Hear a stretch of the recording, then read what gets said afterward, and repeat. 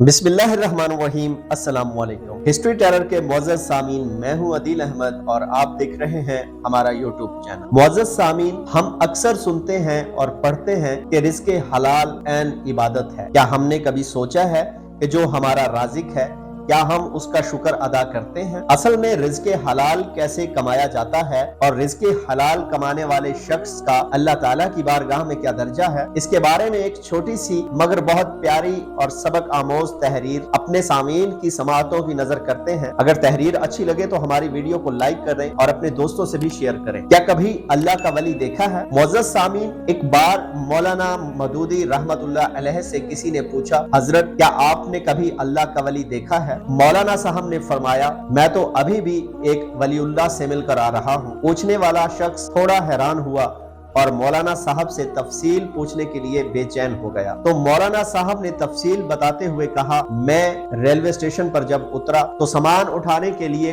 कुली की जरूरत पड़ी। बहुत से कुली हजरात मेरी तरफ दौड़े आए ताकि मेरा सामान उठा सकें, मगर मेरी नजर एक ऐसे कुली पर पड़ी जो निहायत आराम से अपनी नमाज पढ़ने में मशगूल था। हमने फैसला किया कि हम इसका ही इंतजार करेंगे। जब वो नमाज से फारिग हुआ तो मैंने इससे पूछा, कैसे बंदे हो तुम? ट्रेन की आमदो रफ्त ही तो तुम्हारे रिज्क का जरिया है। तुमने रिज्क कमाने के वक्त अपनी नमाज शुरू क्यों कर दी? इस कुली ने बड़े पुरसकून लहजे में जवाब दिया, जो मेरा राजिक है वो मेरे हिस्से का रिज्क मुझ तक पहुंचा देता है। अब जिस राजिक ने आपको मेरे लिए रोके रखा, क्या मुझे जचता है कि मैं इस राजिक की इबादत लेट कर दूं? तो मौलाना ने फरमाया, भला इससे बड़ा अल्लाह का वली कौन हो सकता है?